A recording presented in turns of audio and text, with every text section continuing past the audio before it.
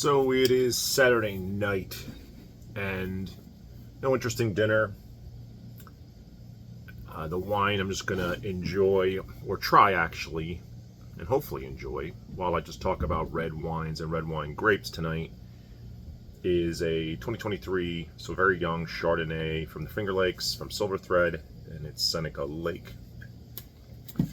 I really do love Chardonnay, and not that it's misunderstood, that would be a terrible statement. There's still so many Chardonnays made in the world, almost everywhere. I love Chardonnay. Chardonnays back in the, say, 80s, 90s was oaky, over buttery, just over woody, and got a bad reputation, and now everything is kind of coming back to restraint. We're seeing a little bit of that in the red wine world too, but red wines, between the climate being more ripe, some of these sugars, grape sugars, are just making bigger wines. The same could be said for white, but I think they're just picking them earlier. Been using a lot less new oak. So I love Chardonnay, and I love Chardonnay from like places. New Jersey's got some great Chardonnay, ironically. I really enjoy. There's a certain smoky taste to it, and I don't even know how to explain it, but I enjoy some of them. There's an aged Chardonnay I had from Sheldrake. That one was one of my favorites, and it was a 2001, so it's a lot of age, but this is super young. And it's actually too cold as usual. Not as usual, it's just in my normal fridge. I don't have enough white wine fridge space to keep these at 50 degrees. So yeah, a little bit muted on the nose here. So maybe I'll just let it evolve here while we talk about red grapes. And I was going to do top 5, and then I said I'm not going to limit myself, and then I said I'm just going to talk about red wines in general. I think it's just too broad. So if I get asked, I'm just going to say it right off the bat, what is my favorite grape? And it would probably have to be Cabernet. Now that's not such a cop-out answer. So my real answer will be Nebbiolo, but Cabernet would be, you got Left Bank Bordeaux, you got Napa Cabernet, you got Cabernets made in the Finger Lakes, got Cabernets made in Argentina, Cabernet made pretty much all over the world. So to not put Cab as one of the top grapes, red wine grapes, it sounds silly. Although it is probably the most planted and popular red grape now. But it's delicious for a reason. Age-worthy for a reason. But my answer, instead of being the cop-out answer of Cabernet, which would be the cop-out answer, I'm going to say Nebbiolo. So the wines from Barolo, Barbaresco, Valtellina. There hasn't been many Nebbiolos outside of Piedmont, Italy, that I think are even on the same level of Nebbiolo from Piedmont, Italy. So the acidity, the tannin, they're lighter colored, but they're still pretty hefty. They could stand up to food. I think they're just versatile. They could stand up to cheese, could drink them on their own. I have not had enough expensive ones to really know what those taste like, but your entry point is already pretty high for a good Barolo Barbaresco. So that would be my non-cop-out answer. Now, what other wine grapes, red wine grapes, I think are fantastic? Sangiovese. So because of Brunello di Montalcino, I think Sangiovese is the grape that's in Brunello. I think Brunello is one of the best, if not best, red food wine. It just goes so well with so many dishes, and it's so versatile.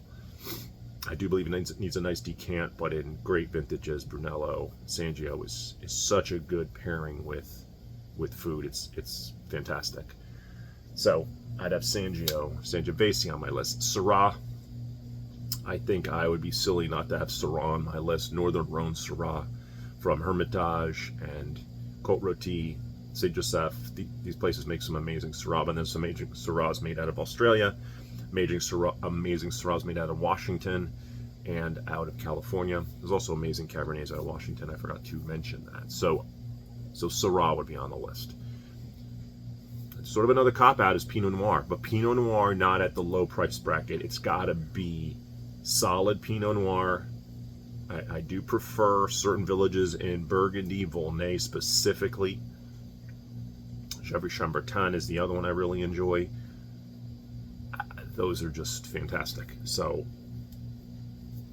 there's definitely good California, Oregon ones, but I kind of prefer those out of Burgundy, and Pinot's so versatile too. Now, it doesn't stand up to a steak to me.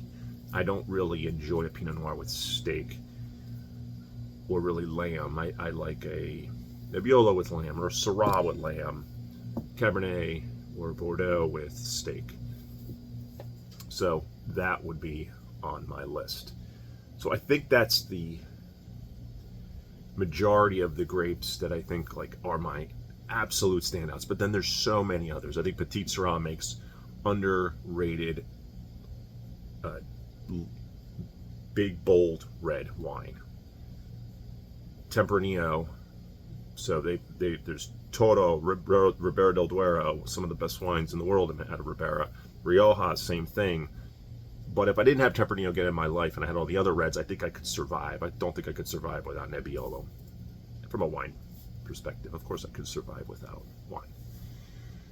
But so Tempranillo's really not on my list. But there's like Aglianico is a great grape out of Italy, but it wouldn't be in that list because I could do Sangio and Nebbiolo. So I don't think I'm missing any others. Now with Syrah, oftentimes a blending partner is Grenache. I think Grenache is fantastic. I do love Grenache. A lot of that Southern Rhone, but mostly it's a blend down there. So Grenache, Syrah, Mourvedre. So I didn't really include anything like that. Obviously, Left Bank Bordeaux is not just 100% Cabernet. Majority of the time, there's a fair bit of Merlot in there. So didn't say Merlot, but we'll just kind of just leave it at Cabernet there and just go with it. So I think those would be it. I do love Mount Etna. Norella Muscalesi kind of reminds me of a Pinot Noir Nebbiolo hybrid in a sense, with a lot of minerality and volcanic soil. It's definitely prevalent in their wines. So definitely more now coming out. A little lemon curd here. There's oak, but it's very minimal. It's not super toasty at all. I'm sure it's aged in some level of oak, but it smells like Chardonnay. Definitely a lighter styled Chardonnay. It smells like it's going to be lighter and leaner. I think the percent of alcohol is 12.7. Very, very low in today's world of wine.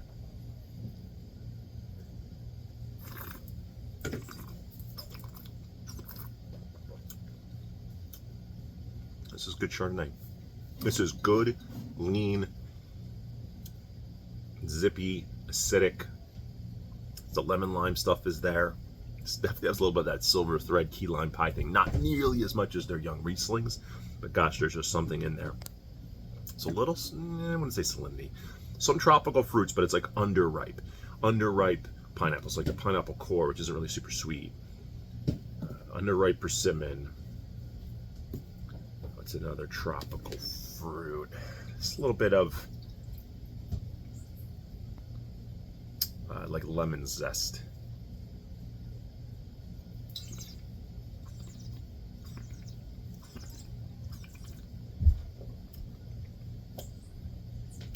It's lighter. It has a nice texture too. It's not nearly as acidic as the Rieslings I had last night. Not even close. This is pretty enjoyable. One is enough from here. I love Chardonnay. I have plenty of Chardonnay.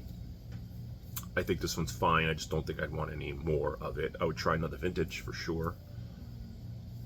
So, pretty solid. Speaking of Chardonnay, so some of the Chablis, some of the best Chardonnays in the world made out of the northwestern side of Burgundy, called Chablis. There is a producer there named Ravenel that I've wanted to try one of his They're very expensive, difficult to find. I did find a place selling some that are aged, but they are hefty priced. It's been a debate if I buy one of those as my 50th birthday wine, or do I go with the R.D. Bollinger champagne with some age. So still on the fence between those. I'm looking right now at a Chardonnay in front of me, Stony Hill. That Chardonnay with some age has been fantastic. Fantastic. I do like a lot of Chardonnays from California that are from the Wente clone. And the Wente clone is a clone that came from Burgundy. It was planted in the 70s. And I do like a lot of Chardonnays that are from plantings of the Wente clone and in vineyards that are about that age, 30, 40, 50 years. I really do enjoy a fair bit of those. Ramey has a Ritchie Vineyard one. I think Dumal had a wine called Chloe that was mostly the Wente clone.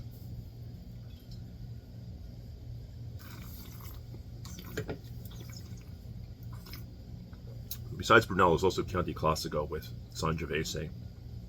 And Brunello is 100% Sangiovese. Chianti is not 100%, doesn't have to be.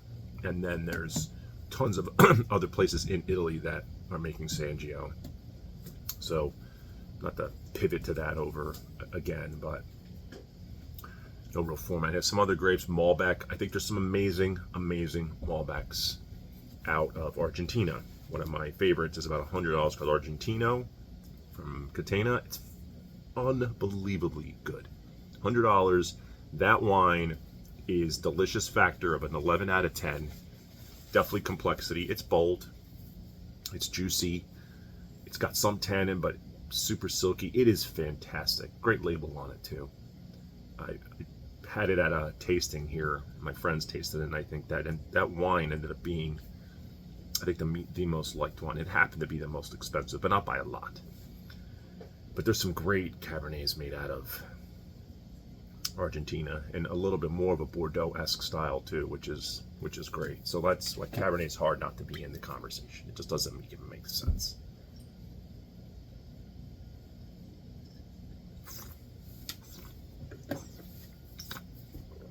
There's so many wine grapes, so many types of wine. I haven't loved many of the Greek red. Tried a number of them. There's one Greek red wine that I really did like. There's two. I lied. There's two. One was my favorite, and it's because it reminded me of Chianti, of Sangiovese, and it was Cognados, and I don't know if that's the grape or not. I think the grape might have been Cognac, or if that's the producer. I don't remember. It's a hand-painted bottle. It was phenomenal. It was $80. I had a Syrah from Greece, which was phenomenal. But that's Syrah. Some of their native grapes, Ayurvedico, solid. It's okay. Casino Mavro is supposed to be, and I've tried it so many times, the Nebbiolo of Greece, and it just falls way short of that. Every single time. Every single time. Just too thin, maybe. The tannin's not there. The structure's not there. Maybe just haven't had the right ones, but it always feels like it falls a little short. So.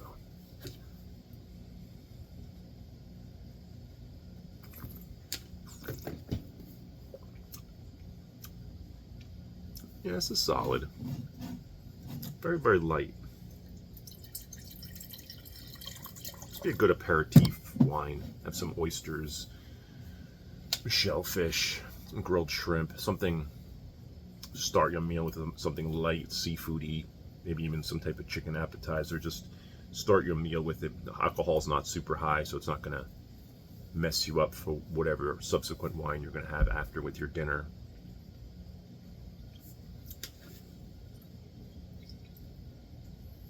I wouldn't give this a big score or a really high score, but it's enjoyable. It's drinkable. It's solid. Probably 3.5 out of 5 in my 5-point scale on my Vivino app. I'm looking around at some of my other bottles here, see if anything else jumps out at me. Not so much. Not so much. I think I've kind of hit upon a lot of the things. Wine-wise, grape-wise. Like I said, I've been drinking so much more white than red. It's kind of crazy. Never thought in a million years that would happen, but It's also the time of year. It's very hot. It's very, very hot. I don't mind hot, but it's something like 90 something degrees outside. So sitting outside on a hot day with a glass of red just seems like it doesn't really work. And when red gets warm, it tastes hot and alcoholic. You do not want it to be that hot. It just doesn't work. So you've got to somehow keep it cooler when you're having it. So if you're having a steak outdoors, I want a red wine. How am I going to keep it cold is challenging for sure. Drink it fast, I guess. Eat fast, drink fast. All right, I don't think I have anything else. Kind of a bit of a cop out on the top 5 red wine grapes, but you know, I think I did say Cabernet, Syrah, Pinot Noir, Nebbiolo, and Sangio. So I did accidentally pick 5. And I think that works. So to cop out maybe, but those are some of the best. Northern Rhone, best Syrah in the world. Burgundy, best Pinot Noir in the world, to me. Cabernet, pick your place. Napa, Bordeaux, other Argentina, pick your Cabernet. Syrah also could be Australia. Cabernet could also be out of Washington. Pinot Noir could also be at Oregon. Sangio, I think it's Italy. Nebbiolo, Italy. There's not really a comparison to some of the great Sangios. The great Sangios are out of Italy. The great Nebbiolos are out of Italy, without a doubt, bar none. I've had good Sangios outside of Italy and outside of Brunello and Chianti, but I've not had great Nebbiolo outside of Piedmont. So that's just how that goes. Good growing conditions, the history of making wine from those grapes. All right, I think that's going to be it.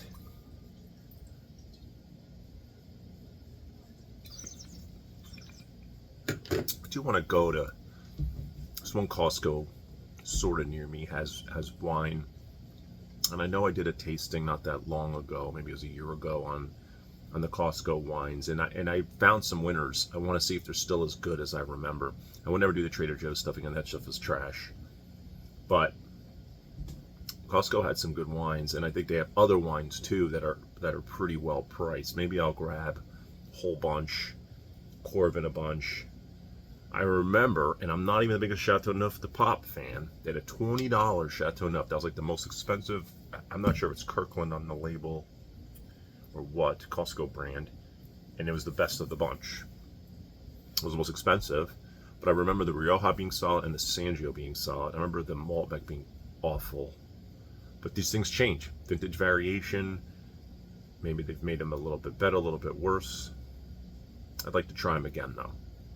I think doing a big tasting like that will be fun. Yesterday, doing those 3 wines was a lot of fun, so it made me think I kind of want to do a nice bigger tasting like that again. I'm sure I could find another category of wine to pick some random price point, either Corvin or just pop them. With the Trader Joe's, I like popped them and I dumped them. Ugh, they were terrible. Those wines were god awful. With that, have a good night.